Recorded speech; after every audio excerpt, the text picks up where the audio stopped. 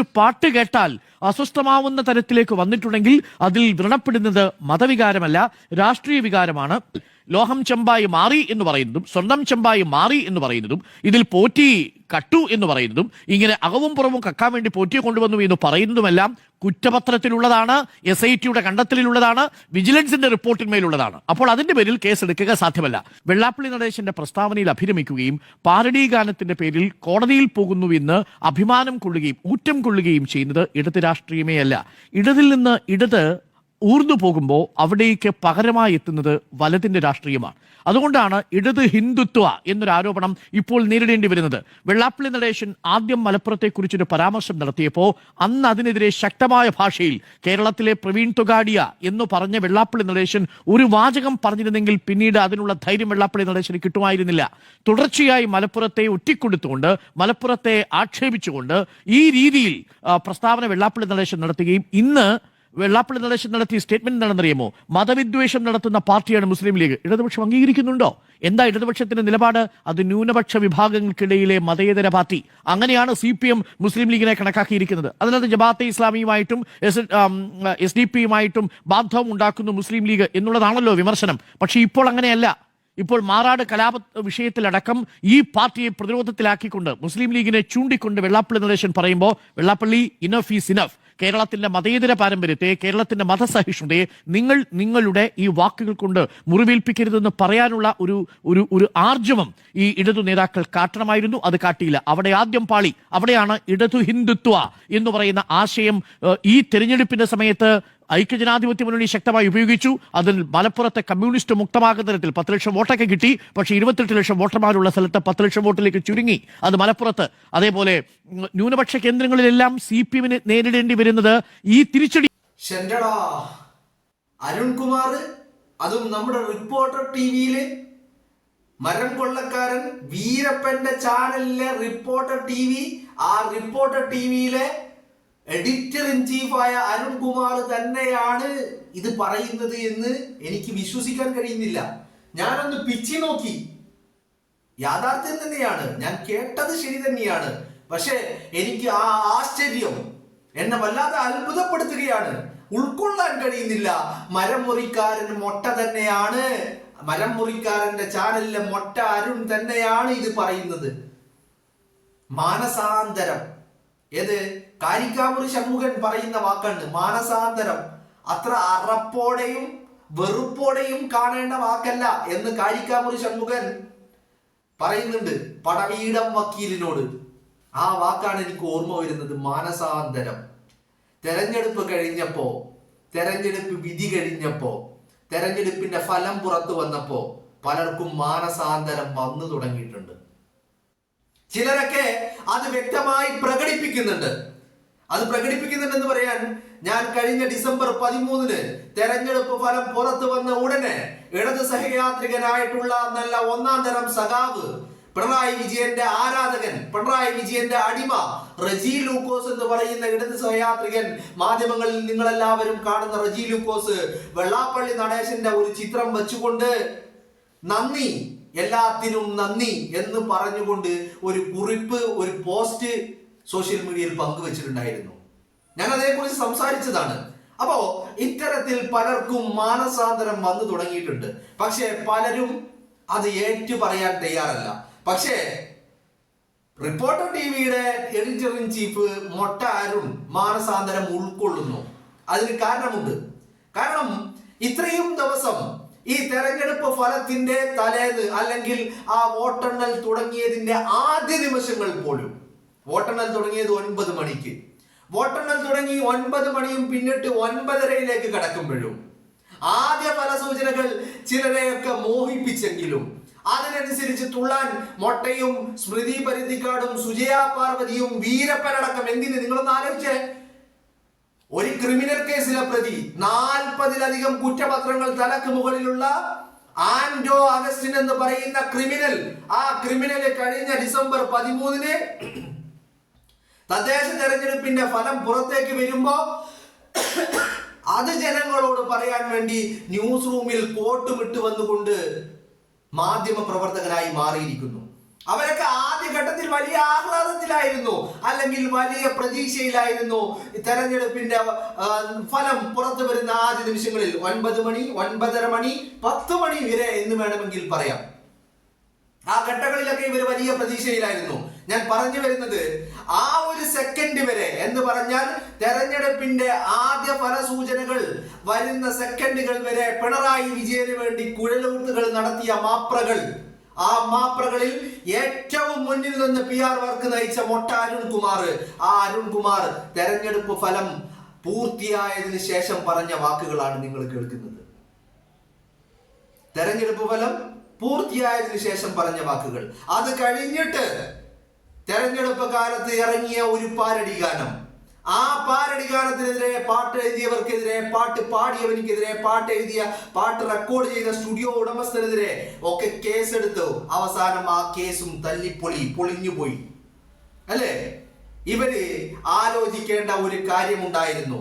മാപ്രകൾക്ക് മാനസാന്തരം വരാൻ ഒരു കാരണമുണ്ട്. കാരണം അരുൺകുമാറിനും വീരപ്പനും നല്ല ബോധ്യമുണ്ട്. എന്താണ് ബോധ്യം? ഇനി നിയമസഭാ തെരഞ്ഞെടുപ്പിനുള്ള ദൂരം എന്ന് പറയുന്നത് വെറും 3, 4, 5 മാസം. ഈ മാസം കഴിഞ്ഞു കഴിഞ്ഞാൽ UDFന്റെ അധികാരം ഇവിടെ കേരളത്തിൽ നമ്മൾ കാണാൻ കഴിയും. കോൺഗ്രസിന്റെ ഒരു മുഖ്യമന്ത്രി ഉണ്ടാകും, UDFന്റെ മന്ത്രിമാരുണ്ടാകും. അങ്ങനെ കേരളത്തിന്റെ ഭരണം UDFന്റെ കൈകളിലേക്ക് എത്തുമെന്നുള്ള കാര്യത്തിൽ മൊട്ടയ്ക്ക് ഒരു തർക്കവും. അപ്പൊ മൊട്ട എന്താക്കി? മാനസാന്തരം. ഏത് കാരിക്കാമുറി ഷൺമുഖൻ പറഞ്ഞ അതേ മാനസാന്തരം, അത്ര അറപ്പോടെയും വെറുപ്പോടെയും കാണേണ്ട വാക്കല്ലെന്ന് കാരിക്കാമുറി ഷൺമുഖൻ പറഞ്ഞ അതേ മാനസാന്തരം മൊട്ടയ്ക്ക് വന്നിരിക്കുന്നു. എന്താ തിരിച്ചറിവ്? സർക്കാർ മാറും, മുഖ്യമന്ത്രി മാറും, അധികാരം മാറും. അപ്പൊ ഇനി അങ്ങോട്ട് പിടിച്ചു നിൽക്കണമെങ്കിൽ എന്ത് വേണം? ഇനി അങ്ങോട്ട് പിടിച്ചു നിൽക്കണമെങ്കിൽ ഇത്ര നാളും പറഞ്ഞതൊക്കെ മാറ്റി പറയണം. കുഴലൂത്ത് മാറ്റി ഊതണം. സ്തുതിപാഠകർ മാറണം എന്ന് അരുൺകുമാർ മാറി ചിന്തിക്കുക. കാരണം എന്താ? UDFന്റെ കയ്യിൽ അധികാരം വന്നാൽ ആദ്യം അകത്തേക്ക് പോകുന്നത് ആരാ?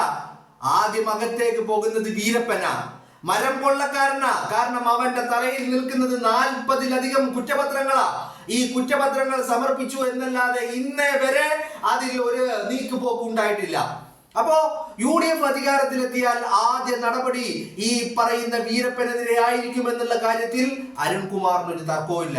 അങ്ങനെ നടപടി ഉണ്ടായിക്കഴിഞ്ഞാൽ അരുൺകുമാറിന് നല്ല ബോധ്യമുണ്ട്, പിന്നെ പിടിച്ചു നിൽക്കാനാവില്ല, പിന്നെ വാക്കുകൾ കൊണ്ട് പിടിച്ചു നിൽക്കാൻ കഴിയില്ല എന്ന്. അപ്പൊ അരുൺകുമാർ മാനസാന്തരമാണ്. ജനം വിഡ്ഢികളല്ലെന്ന് കേരളത്തിലെ മാപ്രകൾ കൂടി തിരിച്ചറിഞ്ഞിട്ടുണ്ട് ഈ തെരഞ്ഞെടുപ്പ് ഫലത്തോടു കൂടി. ജനം വിഡ്ഢികളല്ലെന്ന് കേരളത്തിലെ മാധ്യമ പ്രവർത്തകർ പോലും മനസ്സിലാക്കിയിട്ടുണ്ട്. കാരണം തെരഞ്ഞെടുപ്പിന്റെ അല്ലെങ്കിൽ വോട്ടെണ്ണുന്നതിന്റെ നിമിഷങ്ങൾക്ക് മുൻപ് വരെ കോൺഗ്രസിനെതിരെ, UDFനെതിരെ, മുസ്ലിം ലീഗിനെതിരെ നിരന്തരമായ തലക്കെട്ടുകൾ പടച്ചുവിട്ട മാപ്രകള് ഫലം വന്നപ്പോ ഇവർ പടച്ചുവിട്ടതൊന്നും, ഇവരുടെ PR വർക്കുകളൊന്നും ഏശിയില്ല എന്നിവർക്ക് മനസ്സിലായി. ഏറ്റില്ല എന്ന് മാത്രമല്ല, ജനം അത് പുറംകാല കൊണ്ട് തട്ടിത്തെറിപ്പിച്ചു എന്നുള്ളതും ഇവർക്ക് മനസ്സിലായി. അല്ലെങ്കിൽ നിങ്ങളൊന്ന് ആലോചിച്ച് നോക്ക്. അവസാന ഘട്ട പോളിംഗ് ഡിസംബർ 11 നടക്കുമ്പോ അന്ന് വൈകുന്നേരം വരെ രാഹുൽ മാക്കൂട്ടമായിരുന്നില്ല ചർച്ച. രാഹുൽ വോട്ട് ചെയ്യാൻ വന്നതായിരുന്നില്ലേ ചർച്ച? അല്ലേ? നിങ്ങളൊന്ന് ആലോചിച്ച് നോക്ക്. എന്നിട്ട് രാഹുൽ വോട്ട് ചെയ്ത് ഇറങ്ങിപ്പോയിട്ട് അയാൾ ചായ കുടിക്കുന്നത് ചർച്ച, അയാൾ MLA ഓഫീസിൽ പോയത് ചർച്ച, അത് കഴിഞ്ഞ് അയാൾ എറണാകുളത്തേക്ക് പോയത് ചർച്ച, എറണാകുളത്ത് പോയിട്ട് അയാൾ അടൂരിലെ വീട്ടിലേക്ക് പോയത് ചർച്ച. ഇതൊക്കെയായിരുന്നില്ല ചർച്ച. പക്ഷേ ഫലം വന്നതോടുകൂടി നിങ്ങൾ എവിടെയെങ്കിലും രാഹുൽ മാങ്കൂട്ടം വിഷയം കാണുന്നുണ്ടോ? എവിടെയും കാണാൻ കഴിയില്ല എന്നുള്ളതാണ്. അപ്പോ മാനസാന്തരപ്പെട്ടിരിക്കുന്നു കേരളത്തിലെ മാപ്രകള് എന്ന് വിശ്വസിക്കാനാവുന്നില്ല കേട്ടോ. അരുൺകുമാറിന്റെ ഈ വാക്കുകൾ കേട്ടിട്ട് എനിക്ക് വിശ്വസിക്കാനാവുന്നില്ല. കാരണം പിണറായി വിജയന്റെ PR വർക്ക് അത് സ്വമേധയാ ഏറ്റെടുത്തവരാണ് അരുൺകുമാർ. എന്തിനു വേണ്ടിയാ സ്വമേധയാ അത് ഏറ്റെടുത്തത്? അത് എന്തിനു വേണ്ടിയാണെന്ന് ചോദിച്ചാൽ അത് തന്റെ ആ യജമാനനെ രക്ഷിക്കാൻ വേണ്ടിയിട്ട് പിണറായി വിജയന്റെ കുഴലൂത്ത് സംഘത്തിന്റെ ഉത്തരവാദിത്വം, ചുമതല, നേതൃത്വം അത് ഏറ്റെടുത്തവനാണ് അരുൺകുമാർ. ആ അരുൺകുമാർ എന്ന് പറയുന്നത് കേട്ടു നോക്കുന്നത് ഇനഫ് ഈസ് ഇനഫ് എന്നാണ് അരുൺകുമാർ പറയുന്നത്. ആരോട്? വെള്ളാപ്പള്ളി നടേശനോട്. പക്ഷേ അത് വെള്ളാപ്പള്ളി നടേശനോട് നിർത്തട നടേശ എന്ന് പറയാനുള്ള ചങ്കൂറ്റം കേരളത്തിലെ സഖാക്കൾക്കില്ല, പിണറായി വിജയനില്ല. പിണറായി വിജയൻ വെള്ളാപ്പള്ളി നടേശനെ തോളിൽ കൈയിട്ട് കൈവെള്ളയിൽ പാലൂട്ടി വളർത്തി ഇങ്ങനെ കൊണ്ടു നടക്കുക. എന്താ കാര്യം? എന്താ കാര്യം? ആ കാര്യം എന്താണെന്ന് തോമസ് ഐസക്കിന് മനസ്സിലായി. ഇടത് ഹിന്ദുത്വ അജണ്ട എന്ന് തോമസ് ഐസക്ക് പറഞ്ഞു. അതെന്താണെന്ന് ചോദിച്ചപ്പോ ഗോവിന്ദൻ പറഞ്ഞു എനിക്കറിയില്ല എന്ന് പറഞ്ഞാൽ സംഘപരിവാറിന്റെ അജണ്ടകൾക്ക് കുടപിടിക്കുന്ന പരിപാടി സഖാക്കൾ ചെയ്യുക എന്നുള്ളതാണ് അതിന്റെ പച്ച മലയാളം. എല്ലാവർക്കും പറയുന്ന ഭാഷയിൽ, മനസ്സിലാവുന്ന ഭാഷയിൽ പറഞ്ഞാൽ അതാണ്. ആർ എസ് എസിന്റെ അജണ്ടകൾക്ക്, RSS നേട്ടമുണ്ടാകാൻ വേണ്ടി സഖാക്കൾ പണിയെടുക്കുക. അപ്പൊ നിങ്ങൾ ചോദിക്കും ഏത് സഖാവ് അങ്ങനെ പണിയെടുത്തത്? ആ പണിയെടുത്ത സഖാവ് പിണറായി വിജയനാണ്. പിണറായി വിജയൻ എടുത്ത പണി എന്താ? പിണറായി വിജയൻ നല്ല ഒന്നാം തരം വർഗീയവാദി, RSSകാരൻ, NDAയുടെ ഘടകകക്ഷിയായിട്ടുള്ള വെള്ളാപ്പള്ളി നടേശനെ കൈവെള്ളയിൽ കൊണ്ടു നടന്നു. എന്നിട്ട് വെള്ളാപ്പള്ളി തൂറുന്നതും വെള്ളാപ്പള്ളി ഛർദ്ദിക്കുന്നതും ഒക്കെ ഇരു കൈയും നീട്ടി സ്വീകരിച്ചു.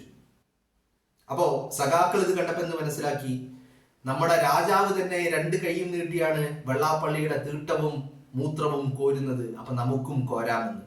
കോരി. എങ്ങനെ കോരി? തിരുവനന്തപുരം കോർപ്പറേഷനിൽ കോരി. എന്തായി? NDA അധികാരത്തിലേക്ക് വന്നു അല്ലേ? അപ്പോ ഈ പറയുന്ന രാജാവിന്റെ തീട്ടം കോരലും മൂത്രം കോരലും വെള്ളാപ്പള്ളി നടേശൻ വഴി സഖാക്കളെ ഏറ്റെടുത്തു. വെള്ളാപ്പള്ളി നടേശൻ ആവോളം വേണ്ട വിധം മലപ്പുറത്തെയും മുസ്ലിങ്ങളെ തെറി പറഞ്ഞും അധിക്ഷേപിച്ചും കുറ്റപ്പെടുത്തിയും വർഗീയവാദികളാക്കിയും ഒക്കെ വെള്ളാപ്പള്ളി നടേശൻ വേണ്ട വിധം വർഗീയതയും വിഷയവും തുപ്പിക്കൊണ്ട് നടന്നു. ആരുടെ തണലിൽ? പിണറായി വിജയന്റെ തണലിൽ. പക്ഷേ സഖാക്കള് തിരിച്ചറിഞ്ഞില്ല. സഖാക്കള് തോമസ് ഐസക്ക് പറഞ്ഞ പണിയെടുക്കുകയായിരുന്നു. ഇടത് ഹിന്ദുത്വ അജണ്ട നടപ്പിലാക്കുകയായിരുന്നു. ആര്? സഖാക്കള്. പക്ഷേ കേരളത്തിലെ പ്രബുദ്ധരായ ജനം അത് മനസ്സിലാക്കി. ജനം വിധി എഴുതി. റിസൾട്ട് വന്നപ്പോ സഖാക്കള് അടപടലം മൂഞ്ചി. ആ റിസൾട്ട് കണ്ടപ്പോ മാപ്രകൾക്ക് മാനസാന്തരമാണ്, റിപ്പോർട്ടർ TVക്ക് മാനസാന്തരമാണ്, മൊട്ട അരുൺകുമാറിന് മാനസാന്തരമാണ്. എന്താ കാര്യം?